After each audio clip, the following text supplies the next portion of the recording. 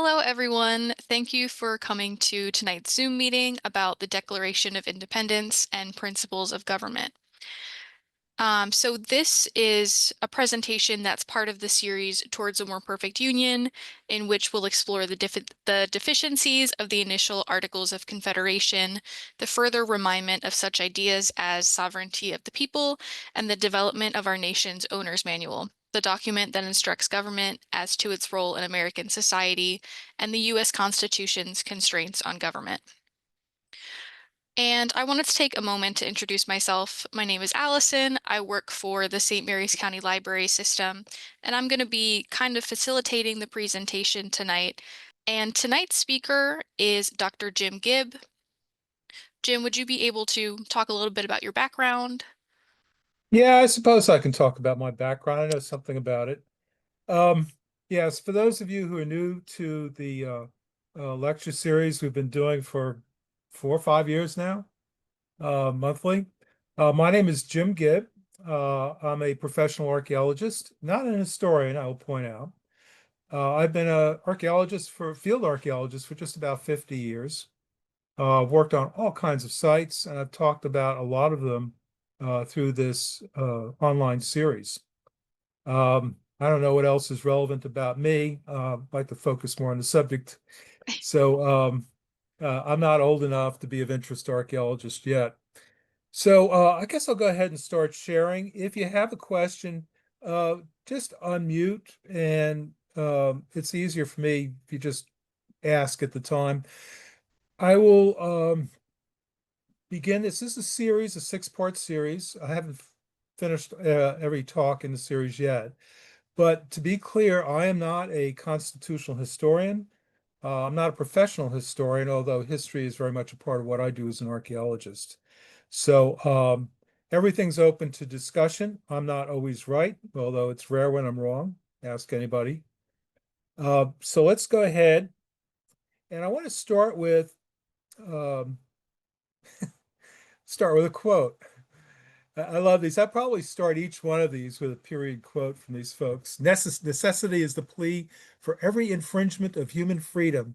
It is the argument of tyrants. It is the creed of slaves. And this is from William Pitt, who's actually a supporter of the American cause. So let me say a few things about the series that we're ready to begin.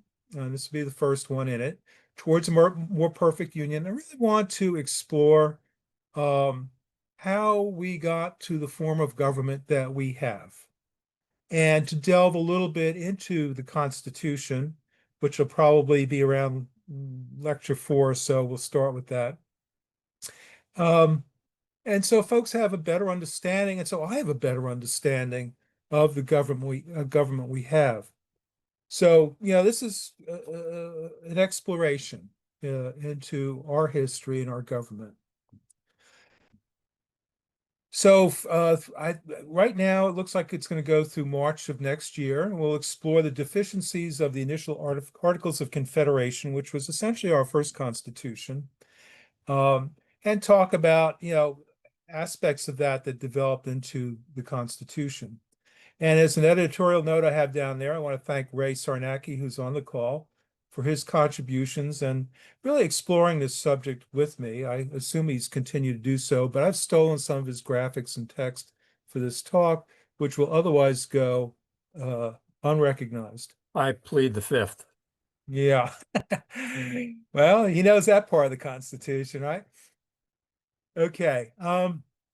So as we're going through this, there are a number of issues I've identified up front that I'd like us to think about. And there'll probably be more as we move along, things that occur to me and perhaps things that occur to you folks. One of the most critical things, I think, is this balancing of the rights of the individual with those of the community that guarantees that individual's rights. And this I sort of summarize as rights and responsibilities. What are our rights and what are our responsibilities to the larger community? And I bring this up because when I was a kid, my mom was a licensed practical nurse, and she wanted to get an associate's degree and later on a bachelor's degree. which would make her a registered nurse and also, greatly increase the family's fortunes. And so my mom and my dad sat down, my two brothers and I, and they said, look, you guys take on more responsibilities and we'll give you more freedoms. And that's where I learned about rights and responsibilities. You don't have one without the other. And so I'd like to explore that as we go along in our discussion. Also, and this is not novel, this is balancing the authority and power at different levels of government, what's often referred to as divided sovereignty. And we'll see where that comes from in American politics with actually before the Articles of Confederation.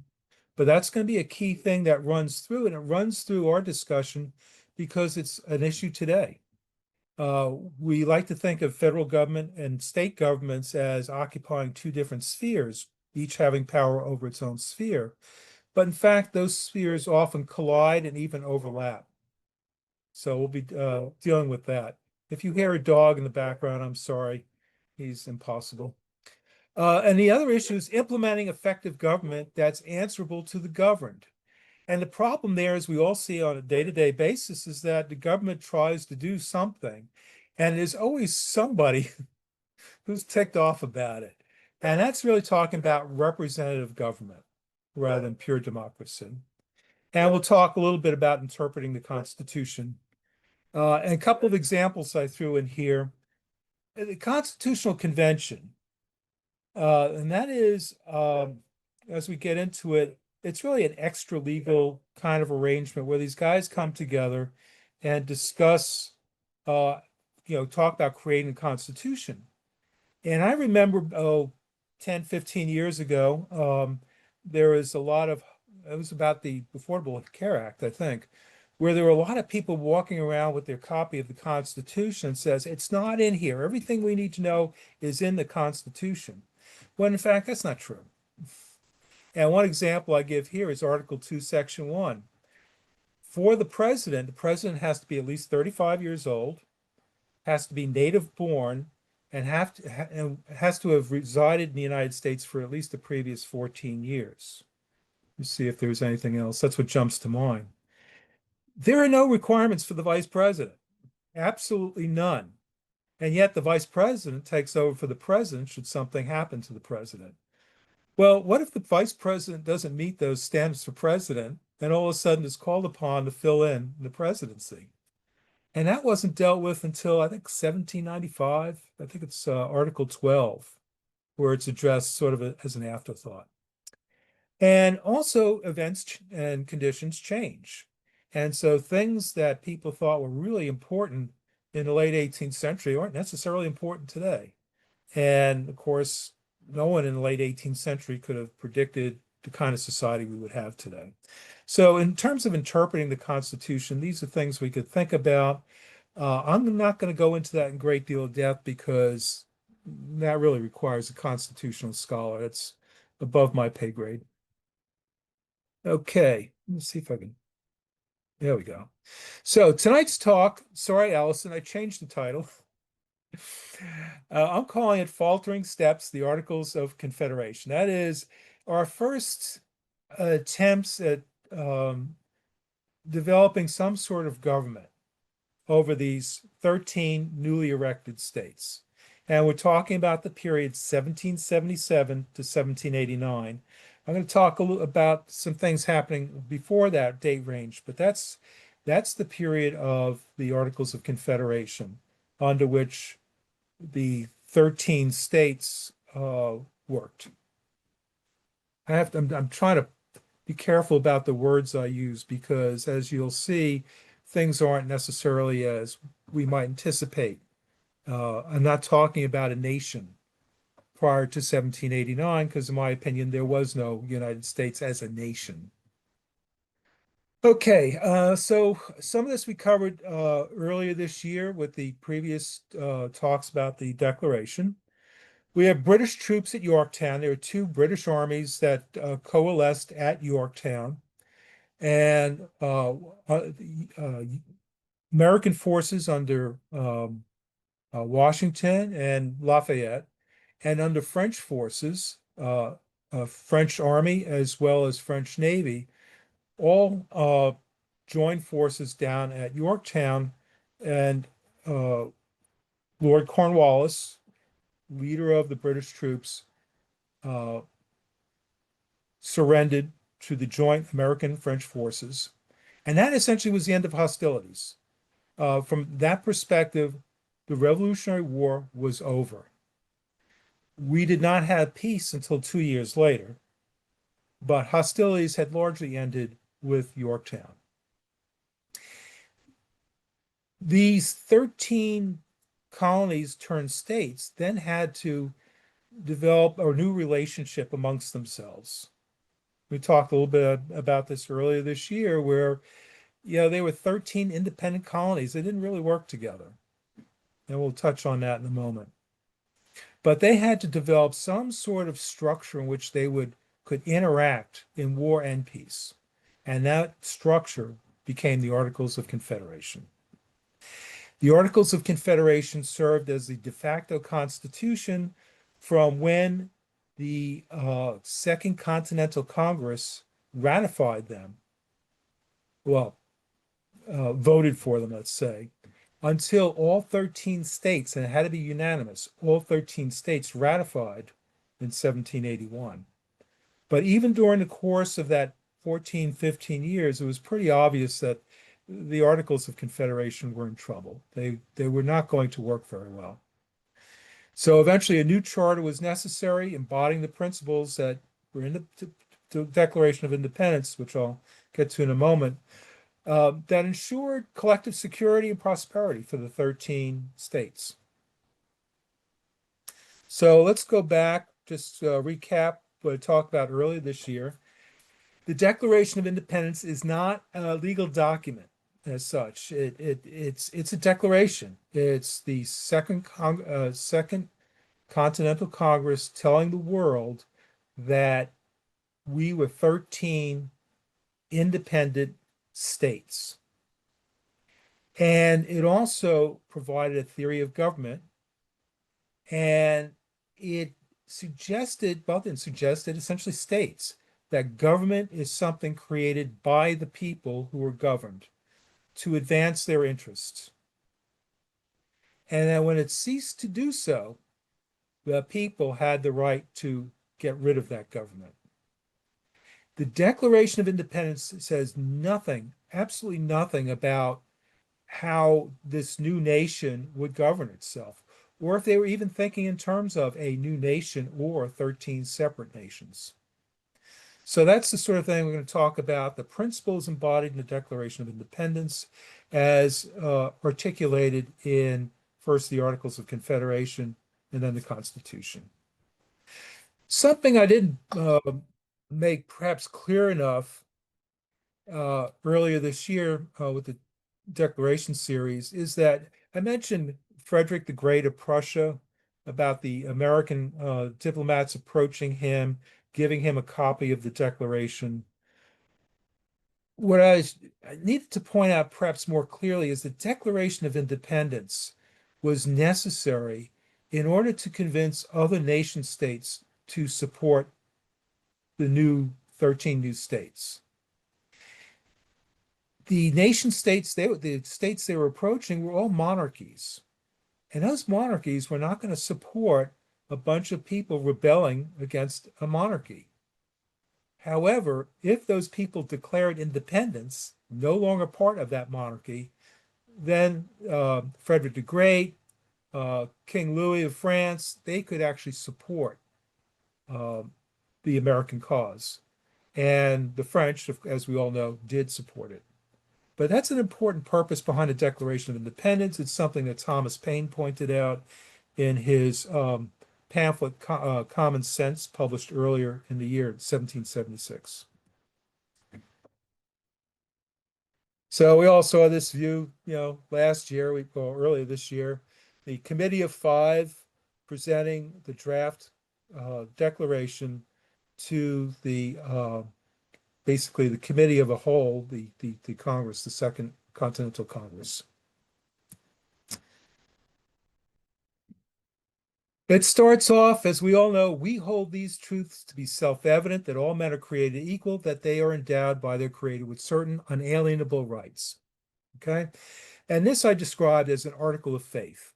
They're not providing any evidence, although, to be fair, there was lots of discussion by European philosophers, especially John Locke, and the founders of our country. They were familiar with that literature. They discussed it. Uh, it's not that they didn't have some basis for this faith. There's logic behind it. But essentially, what appears in the Declaration is a statement of faith. There's no attempt to support it. It's self-evident. And the word rights shows up. And as we see, that will show up elsewhere throughout the Declaration. That's really what the Revolutionary War was about, and the events leading up to it, was to secure rights that Americans thought they had under the British Constitution.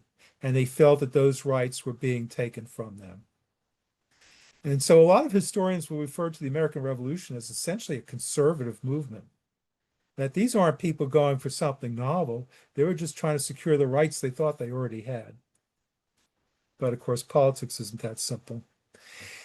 The Declaration goes on to talk about that to secure these rights, governments are instituted among men, deriving their just powers from the consent of the governed. Again, rights shows up in the next sentence. But it basically says that government is something created by the people to achieve their desired ends.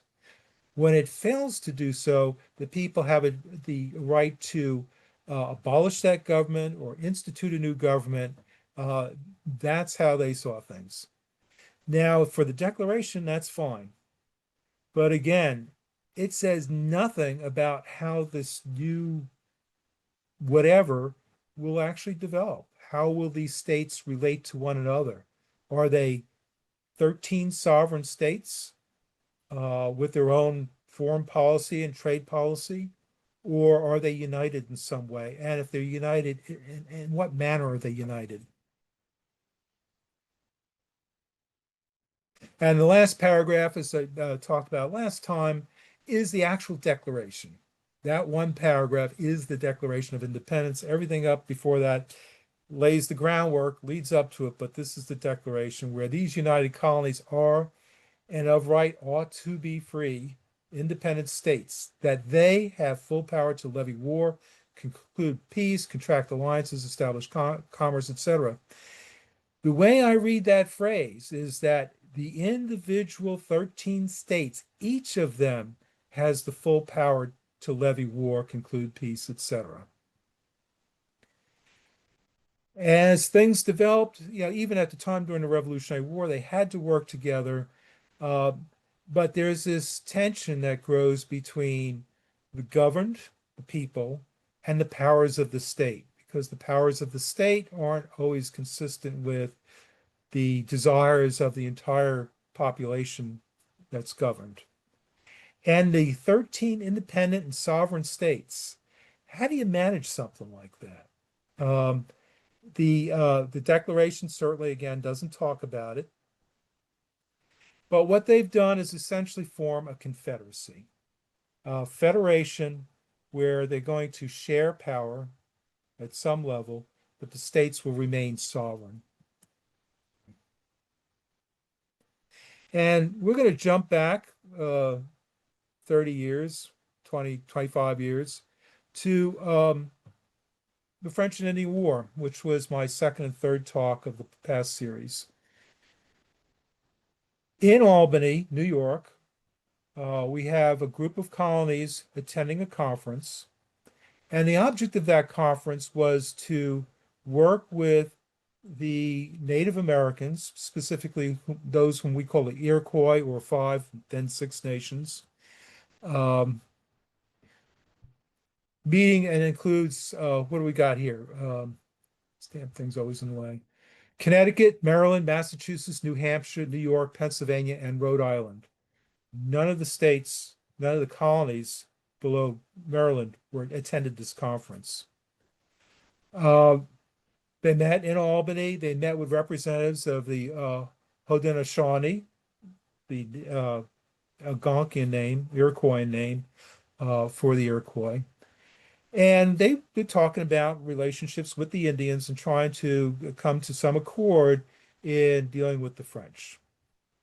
During that conference, and I'm not sure if this was widely anticipated or not, but Benjamin Franklin proposed the Albany Plan of Union.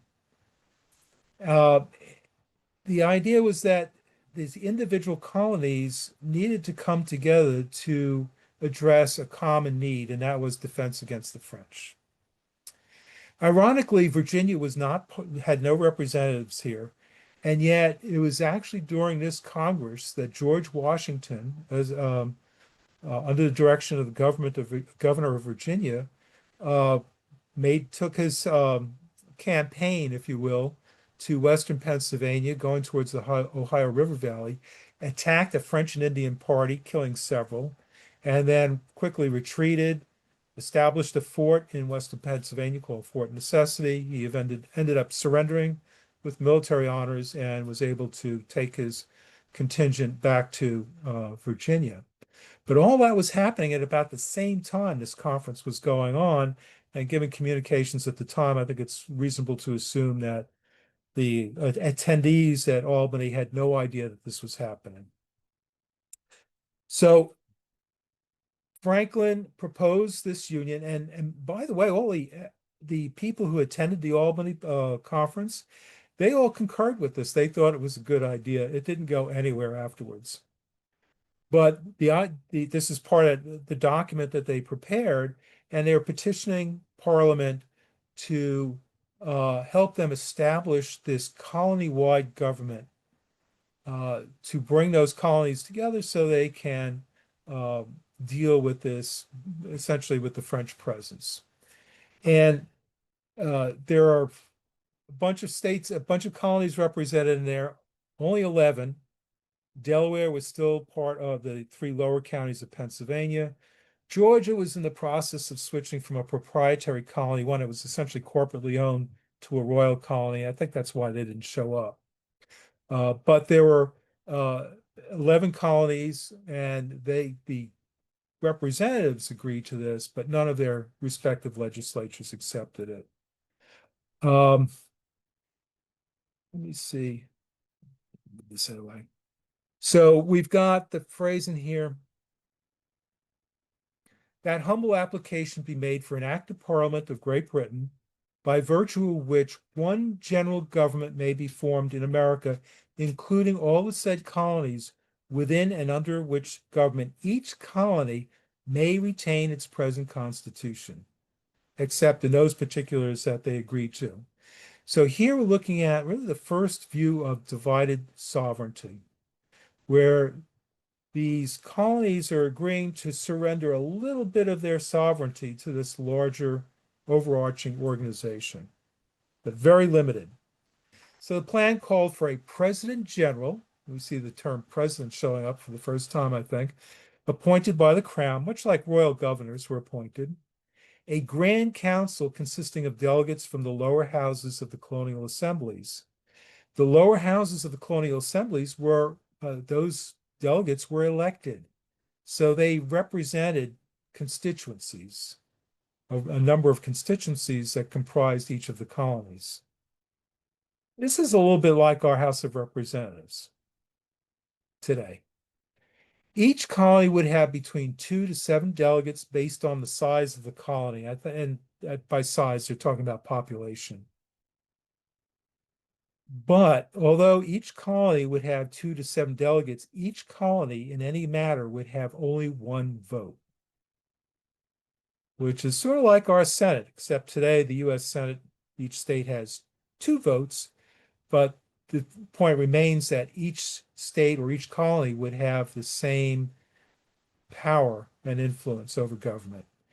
The president general appointed by the crown wouldn't be representing any colony. So that person would represent the crown and wouldn't have a vote. And the first Congress for this new entity was supposed to be would be held in Philadelphia the following year. But again, each of the colonial legislatures just panned this. They did not want to surrender any sovereignty. the Board of Trade and Secretary of North American Colonies back in England. They didn't want to have any part of it. Not even sure that King George, which George of this King George II would even have seen this proposal. But the thing is, the Albany Plan really was sort of a kind of a dry run, if you will, a first look at what a constitution might look like. On the right-hand side of the screen, I have a breakdown, and you'll see there's of the 11, again, George is not in here. The 11 colonies, there'd be a total of 48 delegates, with Massachusetts and Virginia being the most populous, having the most votes, uh, Pennsylvania and Connecticut coming in after them, and then the rest of the colonies. But again, each of them would have only one vote, the General Council. So we finally get to the Articles of Confederation. Um, Thank you, Ray, for coming up with this period graphic. I don't think I'd ever seen it before, but it's a very interesting cartoon created and published in London in 1782. This is a year after Cornwallis surrendered at um, Yorktown. And I've got a close up with it because I've had to transcribe the language on it, the little signs and everything, so it's a little clearer. But the snake itself is almost certainly alludes back to the image I showed you earlier about, join or die that Ben Franklin published in 1754 with the different colonies. And here the snake is all together as one. Uh, so I think either Franklin's initial image continued in memory for a number of decades, or was reconstituted or remembered again in the 1780s. But here I've cropped it a little bit, and I've transcribed some of the language. So we have a snake that's encircling two encampments, each of them representing the two British armies that came together at Yorktown. The third circle doesn't encircle anything. But on the end of the tail of the serpent, there's a sign, and it says, an apartment to let for military gentlemen. In other words, if there was another British army coming in here, they had a space reserved for them. The balloon coming out of the serpent's mouth says, two British armies I have thus burgoyned, and room for more I've got behind. Burgoyne being reference to General John Burgoyne, who surrendered his British army at Saratoga to Horatio Gates and Benedict Arnold before Benedict Arnold became a persona non grata. And at the bottom of this thing, it's the serpent in the Congress reigns as well as in the French. It's actually the only allusion in this entire graphic to the French Navy and the French Army, which played a critical role in the defeat of Cornwallis. And in the background, you have these mountains, as if this all happened at the base of the Appalachian Mountains, which of course it didn't. Yorktown, it's a peninsula sticking out into the Chesapeake Bay and the Atlantic. So the French role in all this kind of downplayed a little bit. But the title on this cartoon was The American Rattlesnake. And again, it probably alludes back to Benjamin Franklin's cartoon from 1754. So prior to Yorktown, the Second Continental Congress, is 1776, appointed committees. One of them, as we all know, was the Committee of Five to draft the Declaration of Independence, and that included Thomas Jefferson, John Adams, Roger Sherman. I'm trying to the other two escape my memory for the moment. On the same date, they selected another committee, and that committee was charged with drafting Articles of Confederation. So these guys were thinking about, okay, we're about to declare independence. Who's declaring independence? What is this going to look like? And so they appointed this committee to basically sit down and create a draft, what I can only describe as a treaty. a treaty between 13 independent states. John Dickinson from Pennsylvania, if you remember the musical 1776, John Dickinson was one of the major protagonists facing John Adams, representing Pennsylvania, not willing to sign the Declaration, and instead going off to join the army, the Continental Army.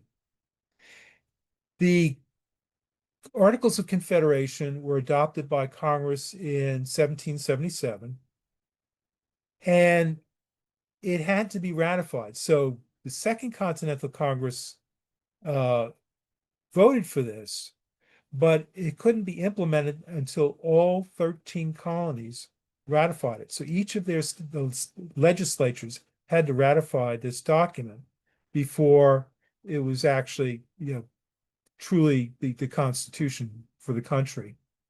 And they did so over the following winter, except Delaware and Maryland. Maryland, we didn't get around to ratifying it until March of 1781, slackers that we are. Um, it's at that point that the Articles of Confederation became the Constitution governing these 13 states. However, from November 1777 till March 1781, it was the de facto Constitution. That is, the Second Continental Congress basically behaved as if the Articles had been ratified. Once they've been ratified, the Second Continental Congress is no longer the Second Continental Congress. It becomes the Confederation Congress. And it remains so until the adoption of the U.S. Constitution. The U.S. Constitution had to be ratified by a minimum of 9 states. That was achieved in August of 1788. And once that was ratified by 9 states, it became the Constitution. It structured our government from there on out, superseded the Articles of Confederation, and basically spelled the end of the Confederation Congress. After that, we would have a new Congress elected, a president, a judicial system, etc. And also, an important thing to keep in mind as we go through this series is that the Constitution of the United States established a national government. Prior to that, we had a federation. And the closest thing I can think of in modern terms to that is the European Union, where you have a union, I think it's 27 countries, I don't recall the number offhand, but you have these countries that retain sovereignty for the most part, but they surrender a little bit of that sovereignty to the European Union, which has its own government of elected officials. So that's a major transformation. So I'm going to go through the articles. It's not the most exciting stuff, but I think we'll find elements of the U.S. Constitution in it, starting off with the first article, which is very simple. From here on out, we are the United States of America. And you shouldn't read our current situation into that. The states of America were united. In fact, you might change around, call it the States of America United, as opposed to what we see today, the United States, where we are truly a country with a very strong central national government. Article 2, each state retains its sovereignty, freedom, and independence in every power, jurisdiction, and right which is not, by this confederation, expressly delegated to the United States in Congress assembled. So that again is that divided sovereignty. The Confederation Congress has certain powers and authority. The states have whatever's left. Article 3, the said states hereby severally enter into a firm league of friendship. This sounds like a treaty to me. With each other for their common defense, the security of their liberties, and their mutual and general welfare. Binding themselves to assist each other against all force offered to, etc. And so again, that sounds like a treaty to me, a league created for certain specific end, which in this case was largely defense and secondarily for commerce. And yet commerce figures very prominently in pointing out the deficiencies of the Articles of Confederation. Article 4, the free inhabitants of each of these states, let me say that again. The free inhabitants of each of these states, so slaves are not included, paupers, vagabonds, and fugitives from justice excepted, shall be entitled to all privileges and immunities of free citizens in the several states. So here in this article, they're equating habitation, where you live, with citizenship. There are no other requirements. If you live in Maryland, then you are a citizen of that state and you can move freely from one state to the other. There are no boundaries, there are no customs or anything like that. People can move freely for purposes of trade, commerce, or for whatever reasons. Article 5, legislatures appoint and maintain their own delegates, again, between 2 and 7. The delegates have the freedom of speech and debate protected from arrest except for felonies. Each state has one vote in Congress. Again, this is sort of a mixture of, we can see maybe the roots of the House of Representatives as well as the roots of the House of the Senate appearing in this article. The important thing about the Articles of Confederation is they essentially reserve foreign affairs to Congress. And Section 1 is really interesting because it's a violation of this section that kind of leads towards the Constitution. No two or more states shall enter into any treaty, confederation, or alliance whatever between them without the consent of the United States in Congress assembled. So two states cannot come together and work out a deal. States cannot impose duties interfering with treaties. States shall not maintain navies or armies in excess of congressional approval.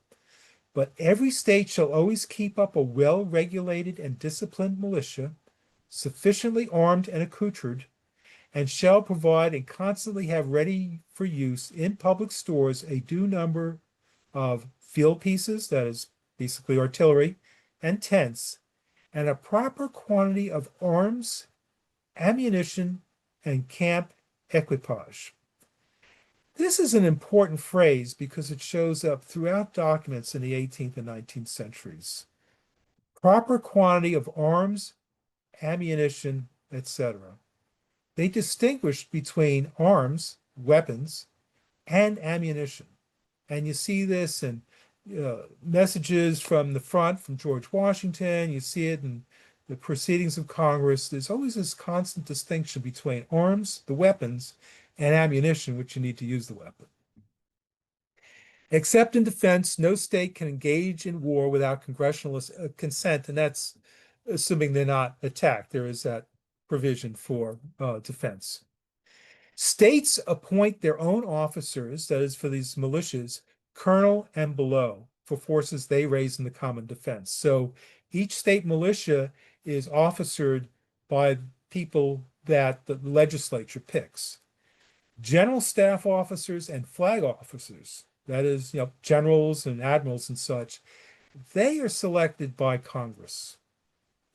So they have control over the militias, so they determine strategy and tactics. They basically bring all control over military activities under the direct control of Congress. Article 8, through direct tax on land, states shall furnish the common treasury for charges incurred in defense or general welfare. So the states are responsible for collecting monies that would go into the federal coffers. And that tax would be based on the value of land. We know from much later on, from 1798, we have the 1798 direct tax records. So we know how each household was taxed in each of the states.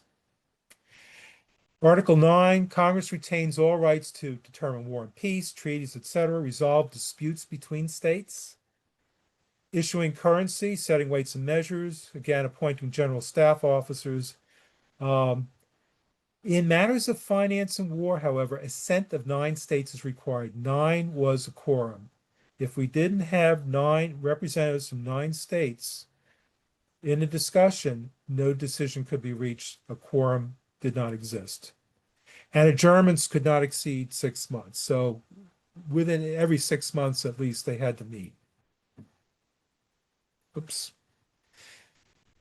Number 10 again is the quorum of 9 states. And number 11 is really interesting. Canada, acceding to this confederation and joining the measures of the United States, shall be admitted into and entitled to all the advantages of this union, but no other colony shall be admitted into the same unless such admission be agreed to by 9 states. So it was go directly to Canada was the door was open to them. They could join at any time. And I think the founders of our country were really puzzled that they did not want to join our union. All debts assumed prior to ratification shall be deemed and considered as a charge against the United States, so that under the new Articles of Confederation, all those debts accrued by the Second Continental Congress and by the states would be assumed by the United States. The problem is, how do you pay those debts? Where do you get money? Nowhere in those 12 articles does it say anything about Congress, the Confederation Congress, having the power of taxation.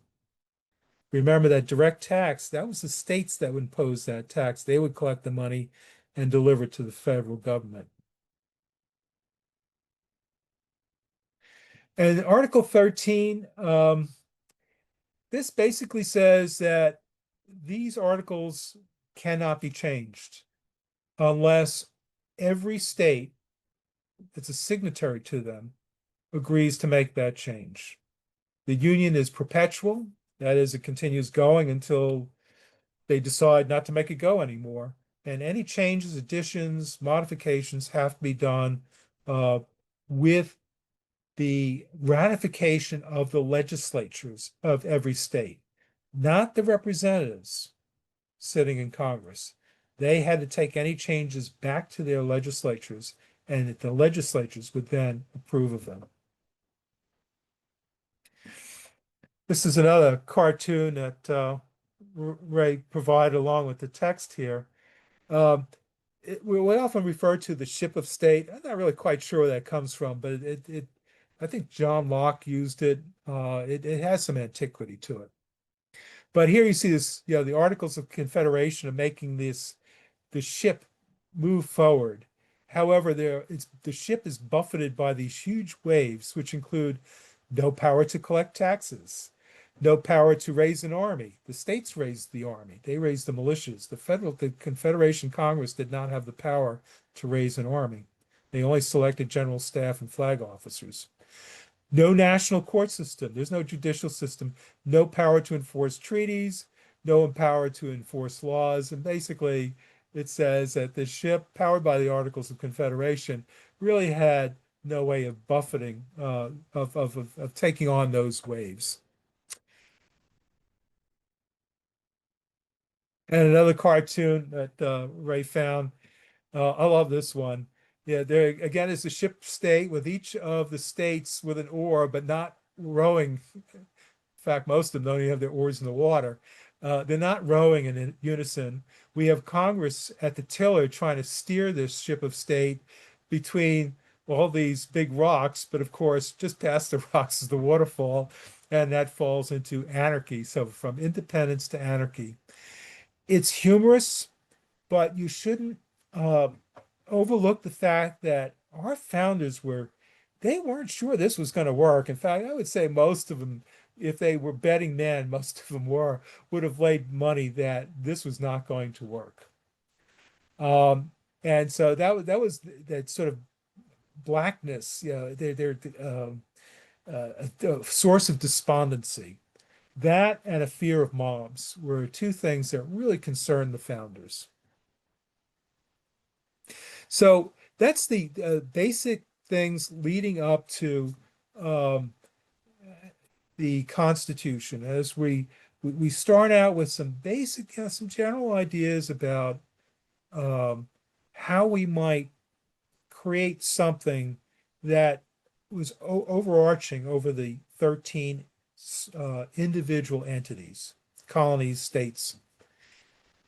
And once you have an idea and you kind of sit on it for a while and you have experience and you think about things and see how things work, that idea becomes more and more prominent. You tend to think in those terms. So to a certain extent, what I'm saying is that our road to the Constitution was somewhat predetermined. It was directed uh, by Benjamin Franklin and his proposed Albany Plan. Uh, we worked under the Articles of Confederation for a number of years before and after ratification, but it was painfully clear to everybody that they were not working. Uh, the Congress could not raise money to supply Washington's troops. Uh, they couldn't, they really had no enforcement. And one of the big problems, of course, is that under the Articles of Confederation, Congress was the governing body. There was no executive branch. There was no judicial branch. So even if we had laws, there was nobody to adjudicate them. The Second Continental Congress and the Confederation Congress worked through committees. So they'd have executive committees for this, that, and the other thing. And so Congress was the executive branch, the legislative branch, and the judicial branch all rolled up into one. And since they really didn't do anything in the way of passing laws, they really were a large executive committee in which each state had a prominent role, not a veto, because they can take any action with a quorum of 9. If they can get 9 states to sign on to any decision, that's what they would go with. But you had to have those 9. That proved unwieldy. Everybody knew it was unwieldy. And as I'll talk about next month, we ended up going into a severe economic depression with trade stifled. And that was really the major thing that pushed us towards the development of the US Constitution. Trade and economy really were the principal factors. Um, it wasn't outside forces, although outside forces were part of the reason we had economic problems. After the Revolutionary War, after the signing of the treaty, the British wouldn't allow us to fish off Newfoundland. They wouldn't allow us to trade with the West Indies, which were a major customer for most of the colonies. And so those added to post-war depression to create severe economic problems.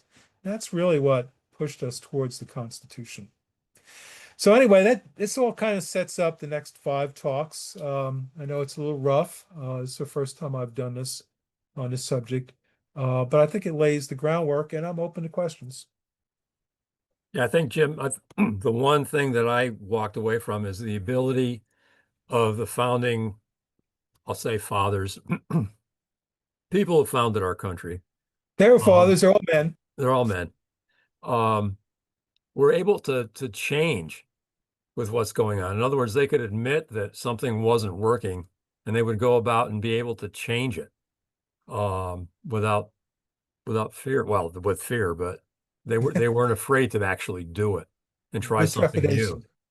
And I think Yeah. today we have a lot of expectations when we have um, legislation passed that, by God, this is the right way to do it, and we're not going to change it. So there's that mentality that something needed to change, and we're going to do something different. Yeah. Josepha, And did you have something to add to that? No, I think your discussion, it was provocative. I thought it was very interesting. And Ray, I really commend you on those graphics. I almost think you might want to tee some of those up earlier in your talk. Yeah, maybe. Um, as I'll get to in the next talk, it's amazing how important the economic interests of certain elite members of society had a role in starting the ball rolling towards the US Constitution. Economic interests that involved George Washington and leaders in both Maryland and Virginia in terms of land development out west. So they understood the economic problems people were having, but they also had some economic interests they wanted to pursue. And as I'll also talk about next month, is there is significant violence after the Revolutionary War. There are, and the ink was barely dry on the Treaty of Paris, and we've got a revolt in Philadelphia, got a revolt in Western Pennsylvania, got a revolt in Port Tobacco in Charles County, Maryland. Massachusetts. Yeah, I mean, well, Shays Rebellion in Western Massachusetts, but yeah, there's some significant upheaval. And so there are a lot of forces pushing us towards some sort of change. But the very roots of it we see with some economic dealing along the Potomac River. And that's what I want to talk about next month. All right. Well, there being nothing else, are we adjourned? Sure. All right. Thank you all for coming tonight. Yes, thank you. And I hope you have a good rest of your night.